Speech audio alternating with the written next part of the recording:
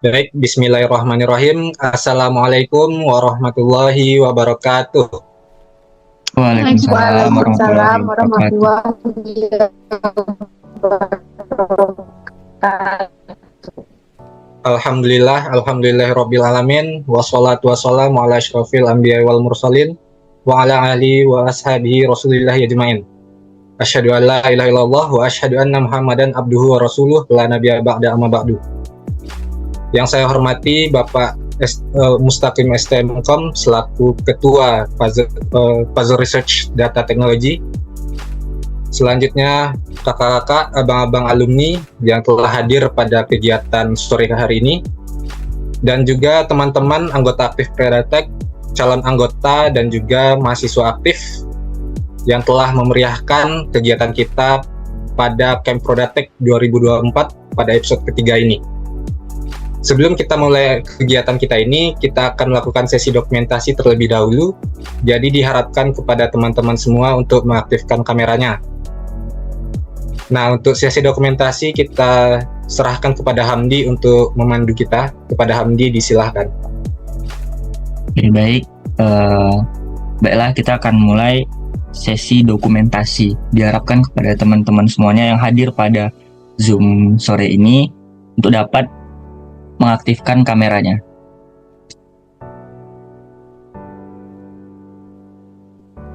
Oke, baik, kita mulai pada slide yang pertama. 3, 2, 1.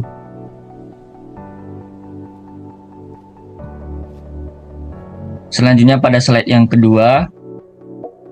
3, 2, 1. Oke, baik, terima kasih. Lanjut. Baik, terima kasih kepada Hamdi. Nah, selamat sore teman-teman semua. Selamat datang kembali di kegiatan Camp Predatek kita pada episode ketiga. Nah, pada hari ini kita masih membahas mengenai topik besarnya adalah machine learning, yang mana kegiatan ini akan dibawakan oleh pemateri kita, Muhammad Fauzi Fayad. Selamat sore, Fauzi. Sore, Vicky. Apakah sudah kedengaran? Oh, sudah kedengaran, Fauzi. Oke. Karena masih sore, insya Allah masih semangat ya, Fauzi? Masih, tenang aja. Alhamdulillah. Nanti kalau lemas berkabar aja. Oke, siap. Jadi pada episode ketiga ini, topik utama kita adalah mengenai advanced machine learning yang akan dibawakan oleh Fauzi. Nah, kepada Fauzi, untuk waktu dan tempatnya disilahkan. Oke, terima kasih kepada Vicky selaku MC. Kemudian saya ucapkan juga terima kasih kepada rekan-rekan panitia yang sudah menyiapkan segala sesuatunya, yang dimana kita sekarang sudah sampai di hari atau episode ketiga dari Camp Predatek 2024. Kemudian saya juga mengucapkan terima kasih kepada rekan-rekan peserta Camp Predatek yang sudah meluangkan waktunya untuk dapat hadir pada acara sore hari ini. Kemudian izinkan saya memperkenalkan diri lagi. Nama saya Muhammad Fauzi Fayad dari Angkatan 2020 Program Studi Sistem Informasi. Kemudian saya juga ingin mengucapkan terima kasih kepada Bapak Mustaqim STMkom selaku Ketua Puzzle Research Data Technology. Kemudian pada sore hari ini ada abang-abang dan kakak-kakak yang hadir, kakak-kakak, abang-abang dan alumni yang hadir. Saya ucapkan selamat datang. Kemudian hari ini kita akan membahas terkait tentang ensemble learning dengan stack model. Sebelumnya saya ingin menyampaikan bahwa di sini saya bukan ingin menggurui, akan tetapi kita saling belajar untuk mendapatkan hasil yang lebih baik ke depannya. Baiklah, saya izin share screen ya. Screen. Apakah sudah kelihatan share screen-nya? Sudah, Fauzi. Oke. Sudah nampak slide depannya? Judulnya? Oke. Baiklah, jadi pada sore hari ini kita akan membahas tentang ensemble learning, yang dimana ensemble learning ini kita akan membahas seputar konsep, kemudian nanti pembagian ensemble learning, perbedaan dan karakteristik ensemble learning, metode, dan tahapan dari staking model, karena kita akan fokus ke model staking dan implementasi pada Google Colab-nya. Oke, kita lanjut ke slide selanjutnya. Kita masuk ke yang pertama, konsep ensemble learning. Ensemble learning mulai dikenal sejak tahun 1979 oleh penelitian yang dilakukan oleh Dasarathi dan Sheila. Penelitian ini menjadi fondasi awal ensemble learning. Kemudian, secara pengertian, ensemble learning sendiri adalah menggabungkan beberapa algoritma machine learning untuk meningkatkan performa pemodelan, yang dimana akan memaksimalkan pengetahuan kolektif dari berbagai model, menghasilkan kinerja prediksi yang lebih baik. Coba kita lihat pada gambar sebelah kiri ini. Pada bagian kolom pertama yang di atas ini adalah merepresentasikan data training atau dataset yang akan kita gunakan. Kemudian cabang 3 kedua di sini adalah algoritma yang kita gunakan. Kemudian ketiga algoritma dasar yang kita gunakan ini akan kita lakukan prediksi terhadap datasetnya, kemudian akan kita gabungkan menjadi suatu prediksi akhir. Selanjutnya, ensemble learning ini terbagi menjadi 2 bagian, yaitu paralel dan sequential ensemble. Selanjutnya kita akan membahas tentang pembagian ensemble learning. Ensemble learning ini terbagi.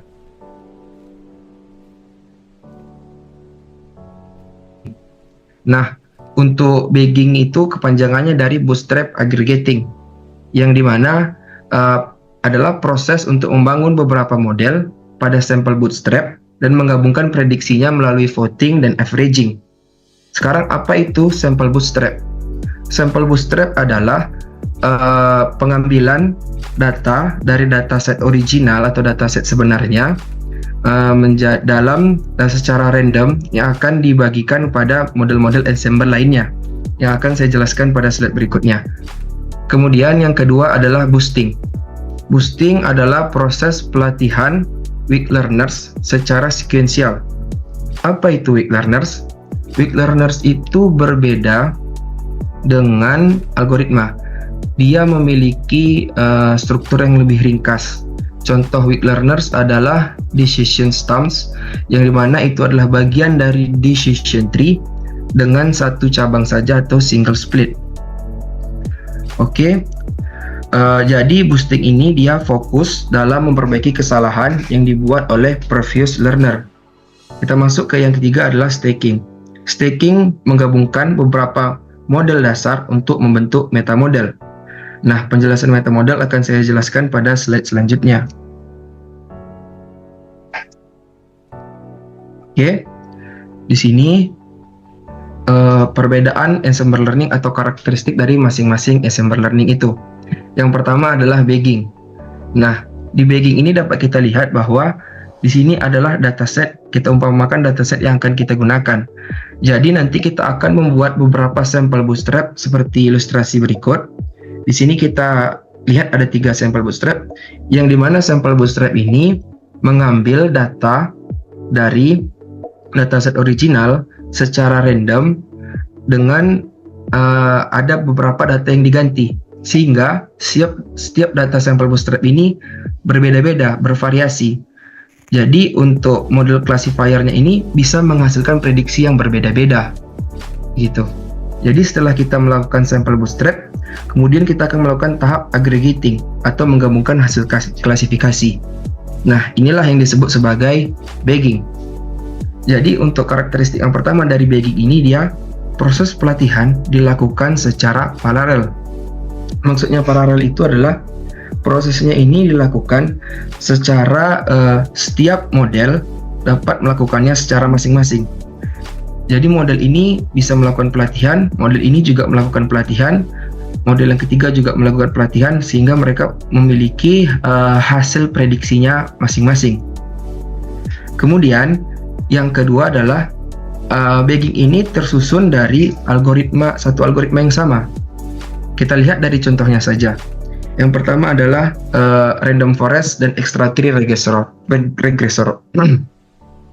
Random forest itu adalah algoritma yang merupakan kumpulan dari beberapa decision tree. Jadi algoritma ini terdiri dari random forest ini merupakan beberapa dari decision tree yang dimana hasil prediksi dari setiap decision tree itu akan digabung menjadi satu prediksi akhir. Itulah yang dinamakan dengan algoritma random forest. Kemudian kita masuk ke bagian yang kedua, yaitu boosting. Nah, di sini kita lihat pada ilustrasi yang kedua, original data atau datasetnya. Di sini dia menggunakan weak learner study, yaitu decision stumps. Kita contohkan. Jadi di sini cara kerjanya adalah melakukan proses pelatihan secara sekuensial untuk memperbaiki kesalahan oleh previous learner sebelumnya. Di sini klasifikasinya, weak learners mampu mengklasifikasikan data, beberapa data, tapi masih ada data yang tidak tepat diklasifikasikannya. Nah, data yang tidak tepat ini pada iterasi selanjutnya akan mendapat bobot tambahan. Bobot tambahan ini digunakan agar model kedepannya atau future learners dapat fokus memperbaiki kesalahan pada previous learner sebelumnya. Jadi karakteristik yang pertama, proses pelatihan dilakukan secara sekuensial, kemudian ini tersusun dari satu algoritma yang sama.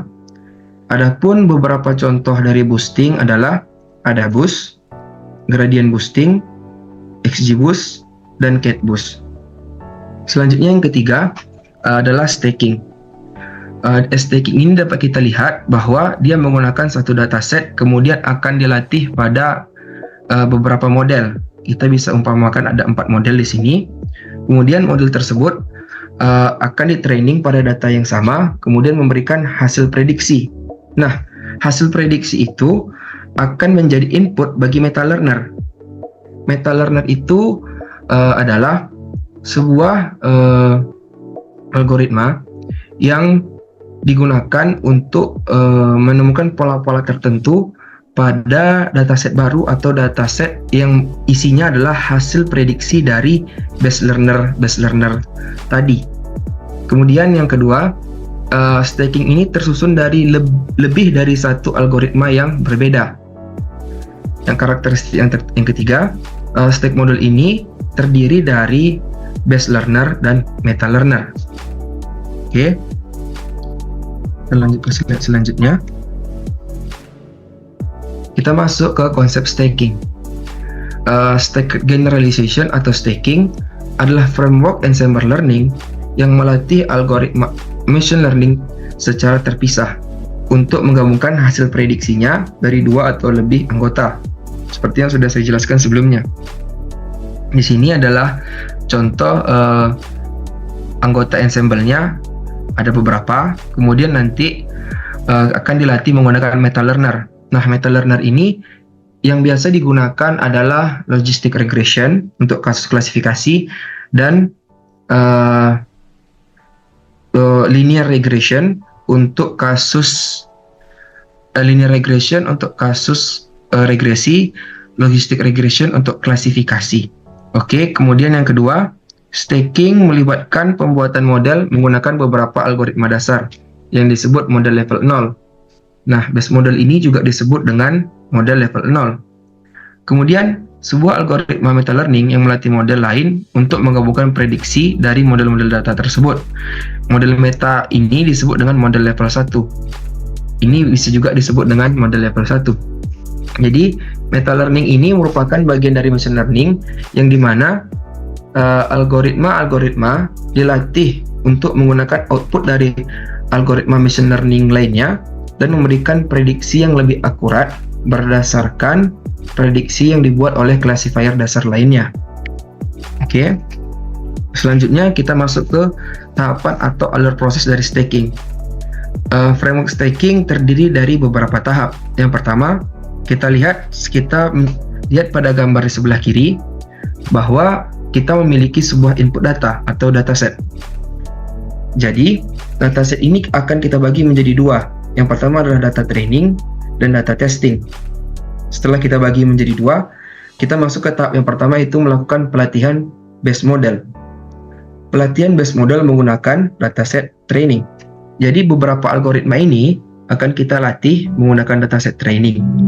Selanjutnya kita masuk ke tahap yang kedua, yaitu pembuatan dataset baru. Nah, pembuatan dataset baru ini dilakukan dengan cara memprediksi dataset testing untuk setiap algoritma based learner. Nah, jadi kan kita sudah membagi data training dan data testing. Selanjutnya kita menggunakan data testing untuk melakukan prediksi dengan menggunakan algoritma based learner tadi. Sehingga hasil prediksinya tersebut akan menjadi dataset baru. Yang dimana label target yang diprediksi oleh setiap algoritma based learner akan menjadi sebuah fitur baru. Sedangkan label target yang sebenarnya diambil sebagai label dalam dataset baru. Gitu.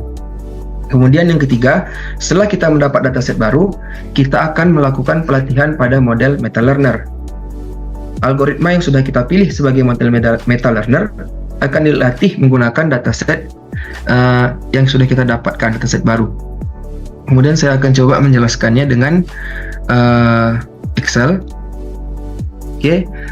Nah, di sini jadi kita sudah ada dapat dataset asli kita ya, dataset baru.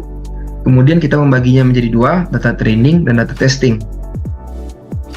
Kita anggap model kita sudah kita latih menggunakan data training. Selanjutnya kita akan melakukan prediksi. Makanya kita akan fokus ke bagian dataset testing ini. Dalam dataset testing ini terdiri dari 5 fitur dan 1 target kelasnya atau labelnya.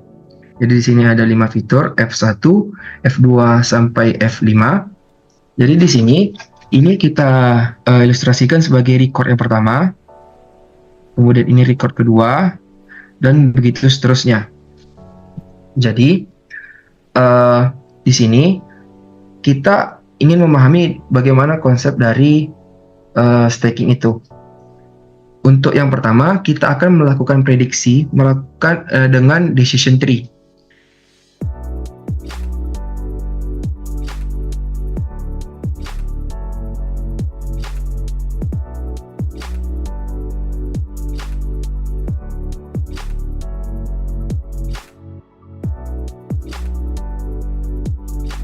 Juga pada record yang pertama ini memprediksi kelasnya adalah 0.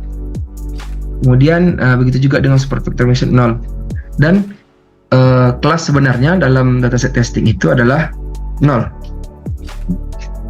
Oke. Kemudian kita lanjut ke record yang kedua. Decision tree memprediksinya sebagai 1. Kemudian 1. Kemudian ini pada record yang ketiga, decision tree-nya memprediksi dengan 0, Canary Snakeboard 1, di sini 1, dan label sebenarnya adalah 0. Oke. Nah, dari sini kita sudah mendapatkan hasil prediksi tiap base model. Oke. Kita sudah mendapatkan hasil prediksi tiap base model. Nah, hasil prediksi dari base model ini sudah kita dapatkan, bisa kita jadikan dataset baru, yang dimana decision tree, Canary Snakeboard, dan super vector mission hasil prediksinya menjadi fitur yang akan digunakan oleh meta learner untuk melakukan klasifikasi lagi, gitu. Jadi di sini dapat kita lihat bahwa decision tree masih melakukan misclassify pada dataset record yang pertama. Padahal yang sebenarnya adalah 0. Dengan adanya algoritma meta learner dari XGBoost ini, kita menggunakan meta learner-nya XGBoost, kemudian dia dapat memprediksinya dengan tepat, begitu. Nah, untuk dataset baru ini, jumlah fitur dalam dataset baru tergantung dari jumlah model yang kita gunakan. Base modelnya berapa jumlahnya yang kita gunakan. Kemudian Jadi jumlah model yang kita gunakan, jika kita menggunakan 5 model, maka dataset baru tersebut akan memiliki 5 fitur baru. Gitu. Oke, mungkin cukup untuk pembahasan tentang ilustrasi dari stacking. Selanjutnya, kita masuk ke slide berikut, bagaimana melakukan evaluasi model. Setelah melakukan proses training dengan model stacking, selanjutnya model akan dievaluasi untuk mengukur kemampuan generalisasi model dalam melakukan klasifikasi data. Beberapa metrik untuk mengukur performa model classifier adalah akurasi, precision, recall, dan F1 score. Nah, metrik akurasi ini adalah metrik yang sering digunakan. Akan tetapi, dalam pemodelan klasifikasi, kita tidak hanya bisa berfokus pada akurasi saja, karena banyak aspek-aspek lain yang harus kita ukur. Jadi, akurasi ini merupakan salah satu teknik evaluasi kinerja sebuah algoritma klasifikasi berdasarkan pengelompokan data yang tepat. Semakin tinggi nilai akurasi, maka model classifier yang dihasilkan semakin baik. Oke, kita masuk ke implementasi ensemble dengan stacking models dengan Google Colab menggunakan bahasa pemrograman Python. Oke.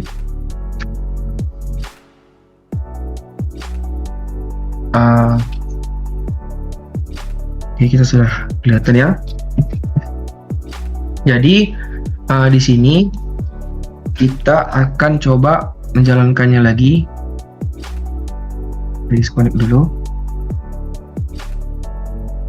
Dalam implementasi stacking algorithm ini, kita harus mengimport beberapa library terlebih dahulu. Pertama kita jalankan runtime-nya.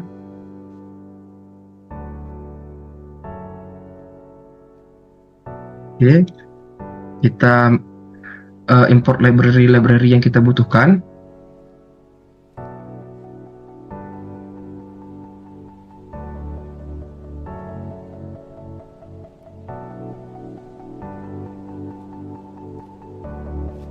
Oke, kita tunggu sebentar.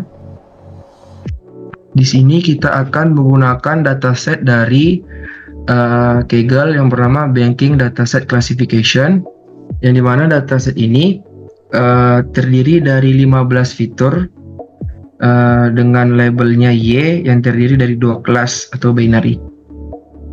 Oke, masih import library. Selanjutnya kita akan mengimport dataset dan melakukan preprocessing data. Oke, kita import dataset. Nama datasetnya databank.csv.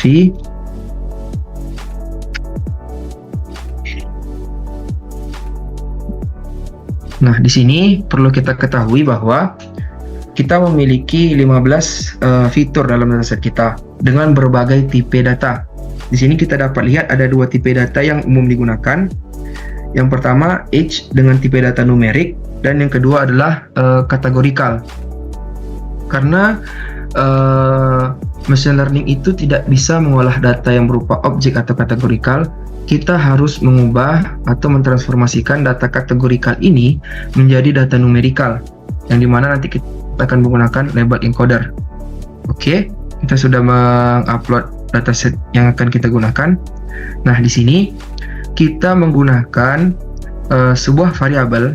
Jadi kita deklarasikan sebuah variabel, kemudian kita panggil library pandas untuk memanggil dataset yang akan kita gunakan.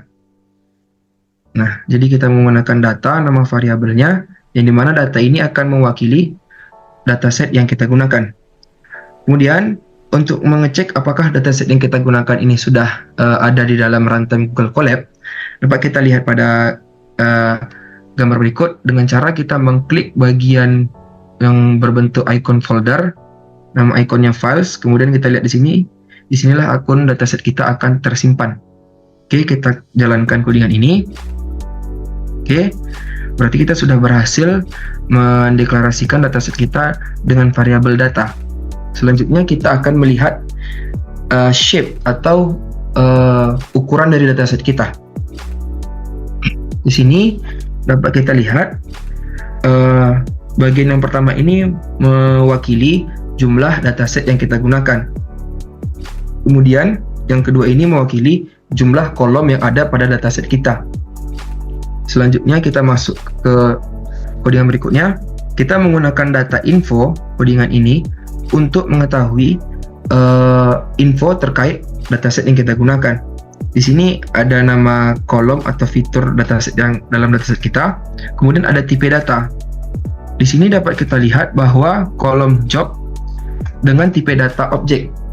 Kita tidak bisa melakukan pemodelan atau pembuatan stacking model dengan tipe data seperti ini. Kita harus mentransformasikan data objek ini menjadi data numerikal. Oke, sebelum itu kita juga harus mengecek apakah dataset yang kita gunakan ini terdapat data kosong atau data null value. Kita lihat dengan cara menjalankan codingan ini, data.isna. Oke, berdasarkan hasil output dari codingan yang sudah kita jalankan ini, bahwa tidak ada data yang kosong. Jika misalnya job ini nilainya 1, berarti ada satu kolom kosong pada bagian ini, gitu, bagian jobnya, bagian dataset job ini. Karena ini 0, berarti tidak ada data yang kosong. Kita lanjutkan ke codingan berikutnya. Di sini kita dapat mengecek unique values yang ada pada dataset kita dengan tipe data objek. Oke, kita jalankan. Nah, tujuan codingan ini adalah untuk mengetahui variasi dalam dataset kita. Misalnya, dalam kolom job ini ada 12 fitur unik. Ada 12 kategori. Kemudian pada bagian kolom marital ini ada 4 fitur unik. Jadi kita bisa mengenali dataset kita sehingga kita bisa melakukan pertimbangan bagaimana cara selanjutnya kita memproses dataset kita, gitu. Nah, dikarenakan dataset kita tidak ada data kosong, kita dapat melanjutkan ke tahap selanjutnya. Tapi sebelum itu, saya akan coba jelaskan sedikit tentang jika kita menghadapi problem bahwa dataset yang kita gunakan ini ada data kosong.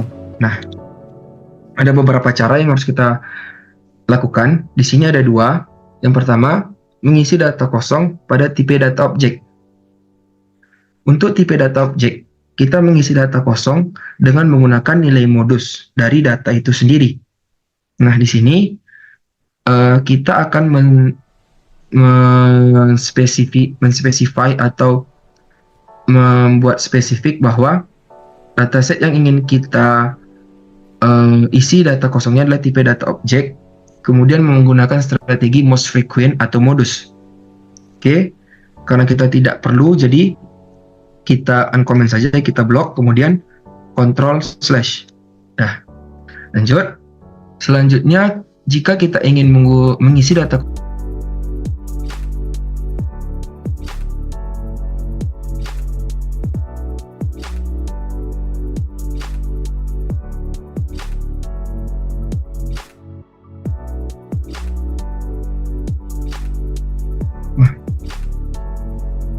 maaf, jaringan kurang stabil. Coba kita lagi.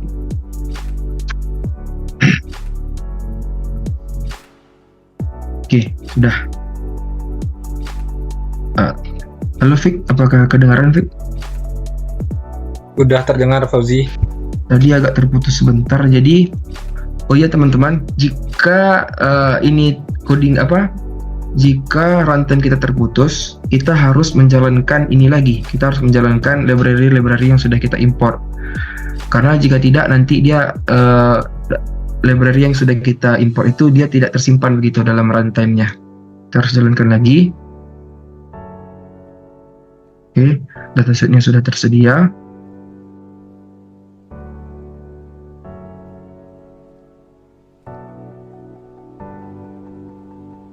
Oke, kita lanjutkan ke tahap selanjutnya, yaitu label encoding pada data objek menjadi numerical.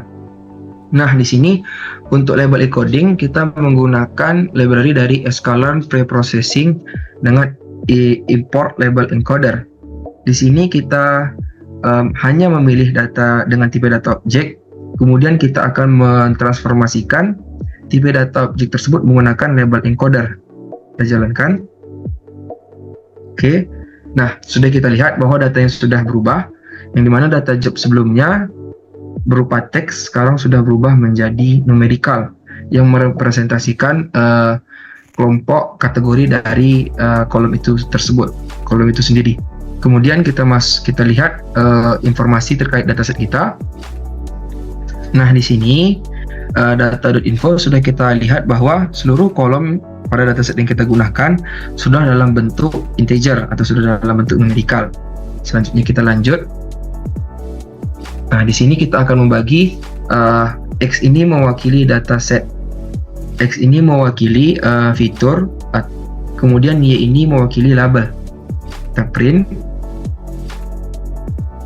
Oke, selanjutnya kita akan melihat jumlah dataset setiap kelas menggunakan from collection import counter. Kita jalankan. Sudah kita dapatkan bahwa di sini jumlah kelas data pada kelas 0 sejumlah 29.238, sedangkan kelas dengan 1 berjumlah 3.712. Di sini dapat kita lihat bahwa terjadi problem imbalance data, yang dimana jika sebuah model machine learning itu menerima input dari satu kelas yang lebih banyak daripada kelas lainnya, maka dia akan lebih dominan mengkelompokkan ke kelas yang dominan tersebut begitu. Jadi kita harus menyelesaikan problem ini dengan cara menggunakan beberapa teknik seperti undersampling ataupun oversampling dengan smooth. Di sini kita akan mencoba dengan menggunakan oversampling dengan smooth. Ini kita jalankan codingan ini. Oke. Nah, sekarang coding datasetnya sudah seimbang ya. 0 dengan 29.000, kemudian 1 juga 29.000. Jadi kita print. Oke. Nah, ini tahap selanjutnya adalah tahap yang tidak kalah penting dalam proses pemodelan machine learning. Kita harus melakukan feature scaling atau normalisasi data. Terdapat beberapa teknik dalam melakukan normalisasi data. Yang pertama, bisa min-max normalization atau standard scaler. Di sini kita menggunakan min-max normalization dengan range-nya 0 sampai 1. Oke, kita jalankan. Selanjutnya sudah berhasil, kita lanjutkan dengan pembagian data dan dengan teknik holdout. Di sini kita menggunakan trend test split dan menggunakan test size sebesar 0,2, yang berarti rasio holdout yang kita gunakan adalah 80-20. Oke, kita jalankan.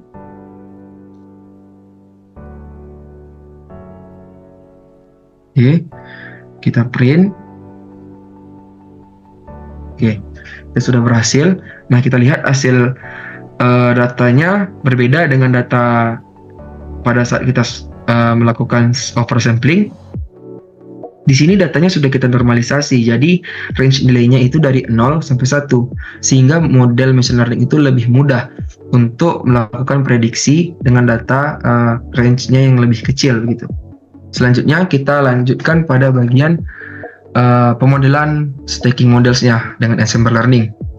Nah, di sini saya memberikan dua codingan, yang dimana tujuannya yang pertama, rekan-rekan peserta Camprodatic dapat mengeksplor lebih jauh nih bagaimana mengimplementasikan pemodelan machine learning dengan menggunakan beberapa parameter.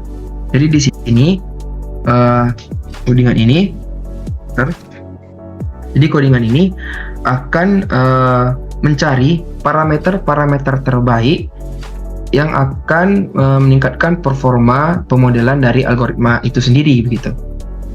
Jadi dia akan melakukan iterasi, misalnya max depth-nya 3, kemudian min sample split-nya 2.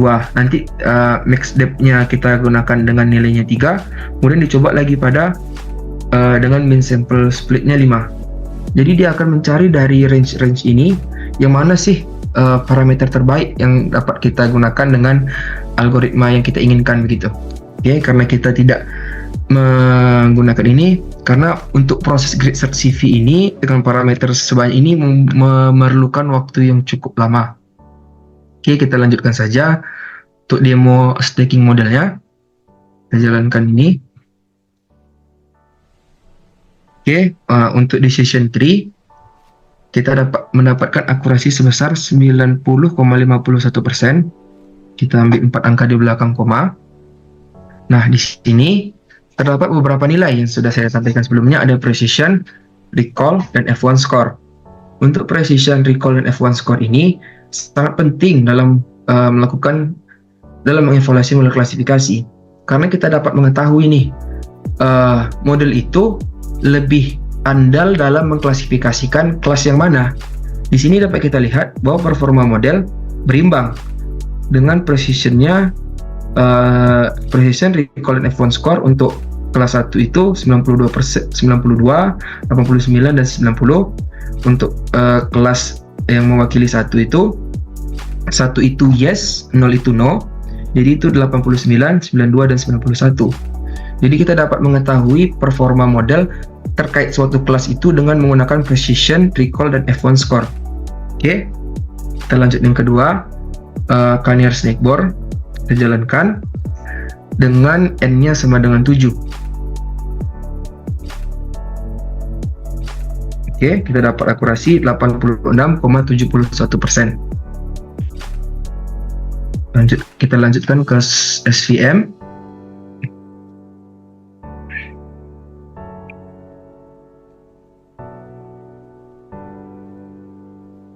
Oke, nah untuk SVM ini proses pemodelannya sedikit lebih lama karena memang parameternya lebih banyak dan lebih kompleks dibandingkan yang lain. Oke, di sini nantinya ketiga model ini akan kita gabungkan dengan menggunakan ensemble learning, menggunakan teknik stacking. Jadi biasanya proses stacking ini kita hasil dari akurasi atau pemodelan dari model stacking biasanya mendapatkan nilai akurasi yang sama dengan base model terbaiknya. Selama kita melihat tadi kan decision tree sampai 90%. Nah, decision tree ini akan menjadi nilai akurasi terendah bagi stack model. Serendah-rendahnya adalah 90% begitu. Jadi kalau kita ingin menambahkan algoritma yang berbeda, biasanya kita akan mendapatkan akurasi yang bisa lebih baik, karena dengan keberagaman algoritma itu kita mendapatkan lebih banyak fitur atau kompleks pattern yang ada dalam dataset kita itu gitu. Kemudian kita lanjut ke tahap selanjutnya. Kita sudah selesai melakukan pemodelan SVM.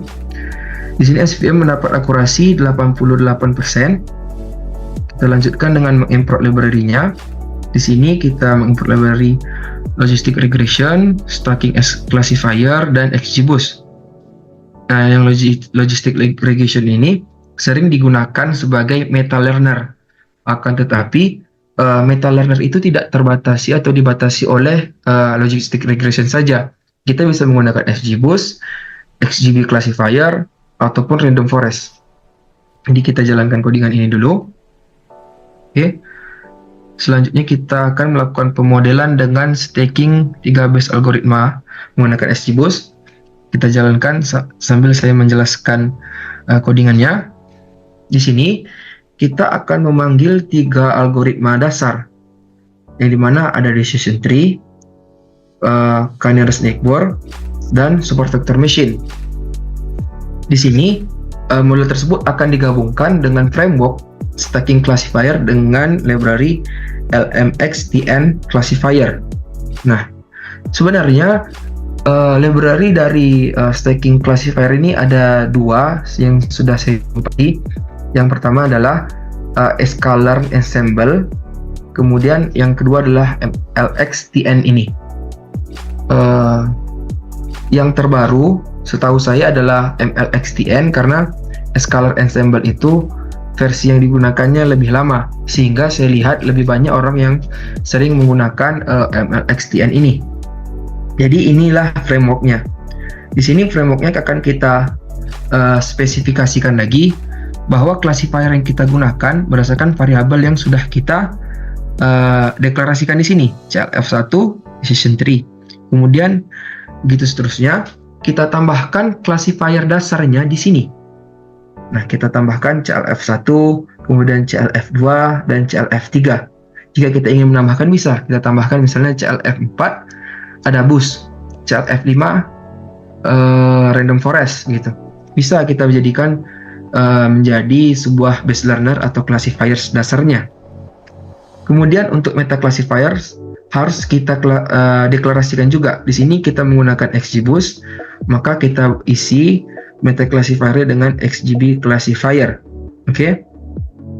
Di sini kita melakukan proses fitting, yang dimana dilakukan untuk proses training data untuk model framework stacking classifier ini. Nah, codingannya sebenarnya hampir sama dengan codingan yang sebelumnya, hanya saja kita menambahkan sebuah pemodelan framework dari classifiers ini yang terdiri dari base learner-nya, kemudian meta classifier-nya. Oke. Sudah masuk ke prediksi. Oke. Jadi di sini kan sudah kita lihat nih, pemodelan dari stacking classifier itu hampir memakan waktu 2 menit 30 detik. Cukup lama jika dibandingkan dengan model-model lainnya. Nah, di sini sekitar 75 detik, berarti 1 menit 15 detik ya, sekitar 1 menit berapa 30 detikan gitu. Nah, kalau di sini kita hampir memakan waktu 2 menit 30 detik.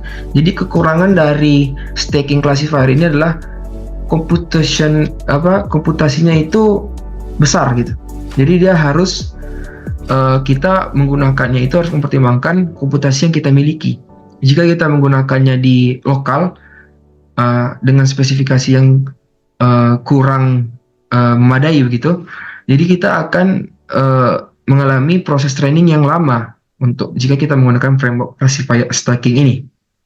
Nah, kita lanjutkan ke selanjutnya. Di sini kita melakukan perbandingan 3 algoritma dengan algoritma stacking algorithm. Kita akan memvisualisasikannya dengan bar plot. Kita jalankan. Oke.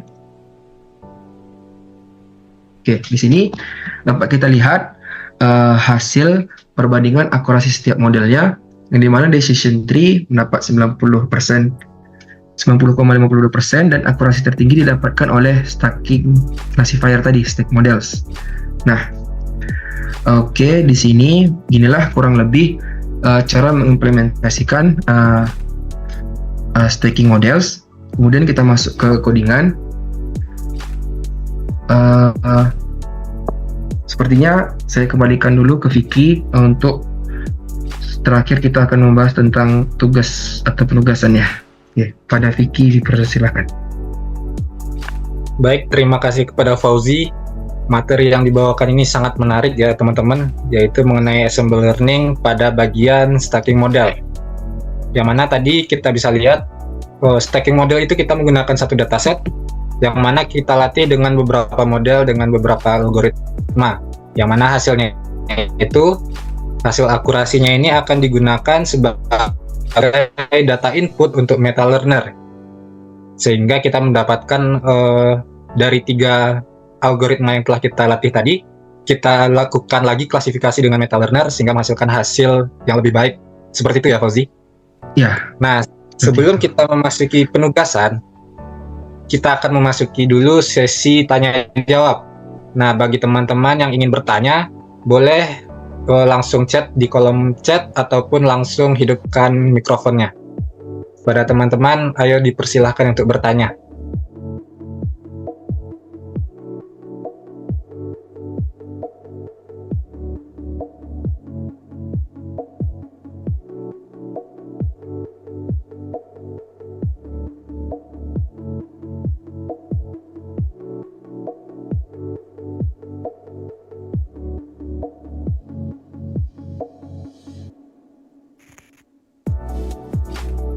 Nah, mungkin saya dulu yang bertanya ya, Fauzi. Ada satu pertanyaan. Boleh. Nah, misalkan kita tadi ada beberapa model ya untuk dilatih dengan algoritma yang berbeda. Apakah hasil dari stacking algoritma itu selalu naik ataukah bisa turun akurasi di akhirnya? Oke, pertanyaan yang bagus sekali ya. Sebenarnya Untuk staking model ini hasilnya itu ada kemungkinan turun. Nah, hasilnya itu bisa jadi turun dikarenakan tergantung dari algoritmanya ya. Yang kita gunakan contohnya kayak decision tree. Decision tree itu memiliki satu parameter yang namanya random state. Jadi, setiap kita jalankan pemodelan dengan decision tree, hasil akurasi decision tree itu bisa berbeda, gitu. Nah, jadi sama halnya dengan staking model. Jika algoritma yang kita gunakan itu memiliki parameter random, maka hasil dari model dasarnya itu kan memiliki kerandoman nih. Nanti bisa mempengaruhi dari meta learner-nya, bisa mempengaruhi hasil akhir dari pemodelannya gitu. Jadi jika kita menggunakan staking classifier ini ada kemungkinan juga bahwa akurasinya bisa menurun gitu. Cuman banyak juga penelitian menunjukkan bahwa staking classifier ini cukup andal dan memberikan hasil akurasi yang lebih baik. Jadi cara tipsnya supaya kita berhasil menggunakan staking classifier ini, kita harus menemukan algoritma atau 3 algoritma misalnya, 3 algoritma yang cocok pada dataset tersebut. Di sini kan kita lihat tadi. Coba izin share sebentar ya. Mungkin juga teman-teman sudah jam 5 ya, sebentar ya.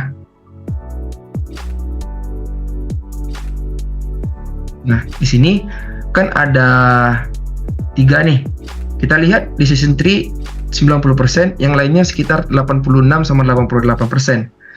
Jadi perbedaan akurasi ini kan menjadikan decision tree itu sebagai best learner terbaik. Jadi stack model ini mengikuti kemampuan dari decision tree. Jika kita menggunakan 3 algoritma, yang ketiga algoritma ini memiliki performa yang dekat gitu, yang sama-sama bagus, biasanya hasilnya bisa lebih tinggi gitu, dan hasil stack modelnya itu bisa lebih baik gitu. Mungkin begitu, Vicky. Baik, terima kasih atas jawabannya Fauzi. Jadi kemungkinan biasanya itu bisa semakin naik, tapi ada kemungkinan kecil untuk turun ya Fauzi? Ya. Oke Fauzi, di pertanyaan selanjutnya ada dari Suryani pada kolom chat, yaitu bisa dijelaskan kapan dan mengapa staking model ini dibutuhkan? Lalu berdasarkan apa yang sudah dipraktekkan tadi, hasil dari masing-masing base model ini menunjukkan performa yang powerful. Oke. Terima kasih pertanyaannya Suryani. Kapan dan mengapa staking model ini dibutuhkan? Jika kita merujuk ke kapan dan mengapa staking model dibutuhkan, jika kita ingin meningkatkan sebuah performa model, akan tetapi kita sudah mencapai titik diminishing return. Kalau bukan titik diminishing return itu kayak sebuah titik hasil akurasi itu tidak bisa meningkat lagi begitu. Hasil akurasi sudah kita melakukan parameter tuning, akurasinya tidak meningkat. Kemudian kita coba beberapa algoritma juga tidak maksimal hasilnya. Jadi kita misalnya sudah menemukan 3 algoritma terbaik, tapi kita tidak bisa mendapatkan hasil yang lebih baik dari 3 algoritma itu.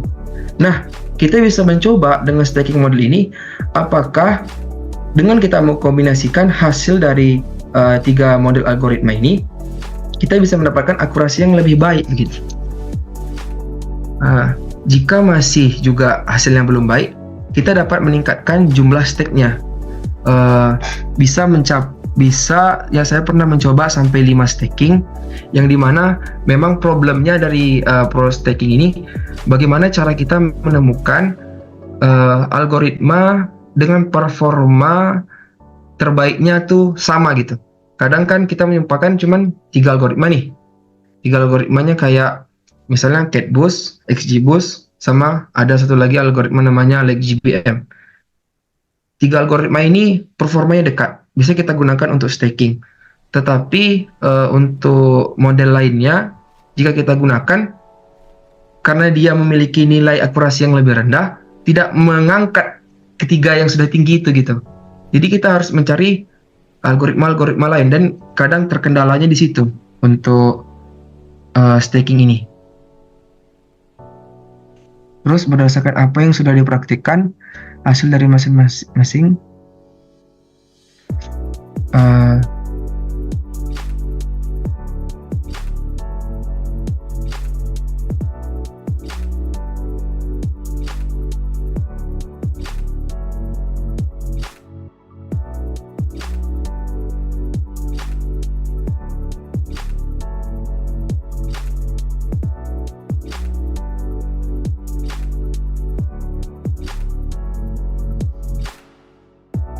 kita menggunakan staking dengan 3 algoritma terbaik, kita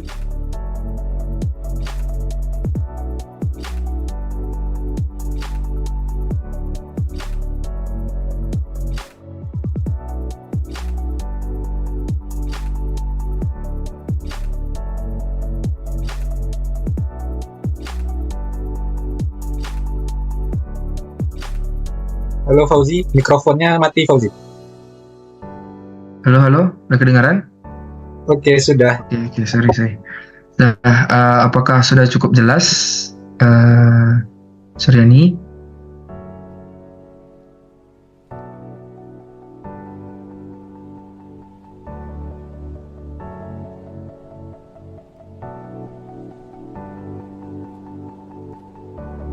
Oke. Ayo teman-teman yang lain yang ingin bertanya boleh melalui kolom chat ataupun langsung bicara melalui mikrofonnya.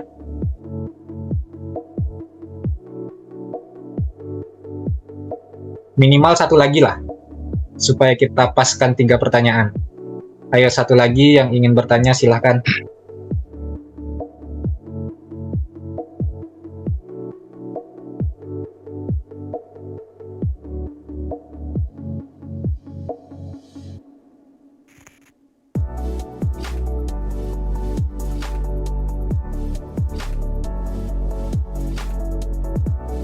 Atau ada yang bingung terkait implementasinya atau pembahasan dari konsep dan codingannya?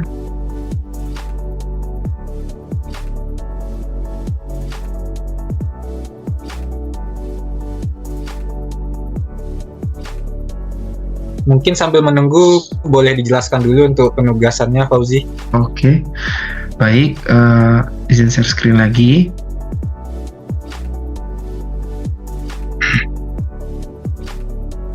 Nih, selanjutnya untuk penugasan, untuk tugasnya tidak usah susah-susah ya. Kita menggunakan data tugas yang sudah tersediakan di link, menggunakan nama tugasnya tugas klasifikasi gaji pegawai. Kemudian lakukan pemodelan dengan ensemble staking model dan bandingkan berdasarkan nilai akurasi untuk mengetahui algoritma yang baik pada dataset. Selanjutnya lakukan analisis dan hasil pemodelan, analisis pada hasil pemodelan dan buat kesimpulan singkat. Tambahkan sel teks dan isi dengan analisis beserta kesimpulan. Kemudian tugas dikerjakan di Google Colab, mengumpulkan file Python dengan format nama seperti berikut. Oke. Nah, jadi untuk tugasnya hanya menggunakan dataset yang berbeda. Jadi di sini kan kita sudah melakukan pemodelan nih dengan dataset yang berbeda. Pastilah hasil yang berbeda dengan yang ini kan. Kita tambahkan aja text cell, kemudian kita tambahkan analisis di sini. Misalnya berdasarkan grafik di atas gitu. Nah, untuk deskripsi tugasnya seperti itu. Mungkin bagi teman-teman yang lain ingin mengeksplor lebih jauh, bisa boleh menggunakan 5 staking dengan menggunakan algoritma yang berbeda. Jika tidak sibuk, boleh pakai parameter tuning juga. Nanti parameternya kita tambahkan di bagian stakingnya sehingga hasilnya bisa lebih baik begitu. Oke, mungkin seperti itu saja. Wah, ada pertanyaan dari apa nih Fikri-nya? Ya, jika Oh izin iya Fauzi, ada pertanyaan. kalau izin keluar boleh ya, udah mau buka soalnya. Oke. Ini ada Jadi- satu pertanyaan Fauzi, Oke. apa saja keuntungan dan kerugian menggunakan stacking model ini dan bagaimana cara mengoptimalkan performanya? Oke. Apa saja keuntungan dan kerugian? Keuntungannya seperti yang sudah disampaikan tadi, hasil performanya pasti bisa, bukan pasti bisa sih. Ada kemungkinan lebih baik dan meningkat.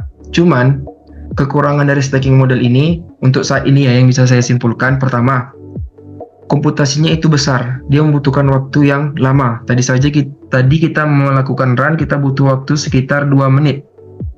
Kemudian kekurangan yang kedua, kita sebagai sebagai machine learner developer lah istilahnya ya, sebagai machine learner developer, kita harus mencari algoritma yang cocok. Kalau kita menggunakan sembarang algoritma tanpa mempertimbangkan dataset yang kita gunakan dengan kecocokan algoritmanya, hasilnya tidak akan maksimal. Disitulah kendala dari staking ini. Kemudian untuk bagaimana cara mengoptimalkan performanya? Untuk mengoptimalkan performanya, saya sudah menyediakan codingan. Di sini codingan parameter tuning. Jadi parameter tuning ini bisa kita cari parameter terbaiknya. Misalnya di sini, call sample by tree-nya 06, 01, 3, and estimators subsample. Nanti parameter ini kita pindahkan, kita masukkan ke mana dia? Ke sini. Nah, ke sini. Tadi misalnya apa ya? Tadi kan nearest neighbor ya. Nah, ini kan nearest neighbor. Oh, ini belum selesai run. Berarti decision tree saja. Di sini parameter decision tree call sample by tree 06, learning rate-nya 05, max depth-nya sekian. Nah, kemudian akan kita masukkan ke pemodelan di sini. Parameternya. Kalau sederhananya begini, tapi nanti bisa kita apakan lagi. Dicoba lagi. Nah, kayak gini. Ini sebenarnya harus pakai sama dengan nih, kita perbaiki. Kurang lebih seperti ini. Dengan menggunakan algoritma ini, kita bisa dengan parameter-parameter ini, kita bisa memaksimalkan performa dari stacking model itu. Begitu. Apakah cukup jelas jawabannya?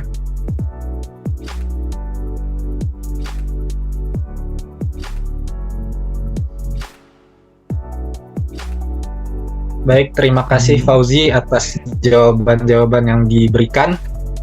Nah, untuk teman-teman bisa mengisi link absensi yang sudah dikirimkan panitia di kolom komentar, kolom chat. Nah, mungkin sekian kegiatan kita pada episode ketiga Camp Prodatek pada tahun 2024, yang mana hari ini adalah topik terakhir mengenai machine learning. Nah, pada pertemuan selanjutnya kita akan membahas lebih dalam mengenai programming untuk kedepannya. Jadi silakan tetap ikuti kegiatan ini untuk sama-sama kita belajar dan mendalami ilmu lebih jauh.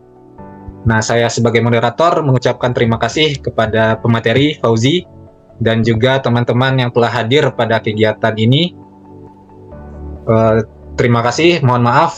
Wabillahi taufiq wal hidayah. Assalamualaikum warahmatullahi wabarakatuh. Waalaikumsalam warahmatullahi wabarakatuh. Terima kasih semuanya atas waktu dan kesempatannya.